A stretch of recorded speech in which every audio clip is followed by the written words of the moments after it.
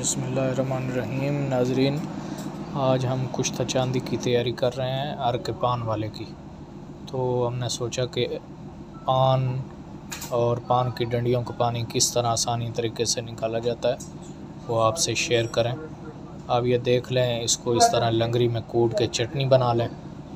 بہت ہی زبردست اور آسان طریقہ ہے اور بڑی جلدی اس سے سارا پانی بڑی آسانی کے ساتھ نکل آتا ہے۔ بہت اچھا طریقہ ہے۔ اس طریقے سے آپ اس کو لنگری میں کوٹ کے چٹنی بنا لیں۔ اس کے بعد جو ہے ہم اس کو یہ شاپر میں رکھ لیں گے۔ اس چٹنی کو شاپر میں ڈال کے دھوپ میں لٹکا دیں گے۔ 2 دن 4 دن بعد یہ پانی جو ہے اس سے نچڑ جائے گا اور اس کو آپ مقطر کر لیں۔ یہ سب سے آسان طریقہ ہے۔ تو اس کو ہم 1 تولہ چاندی میں کھرلائی کریں گے۔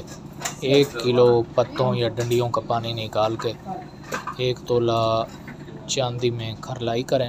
اس کے بعد اس کو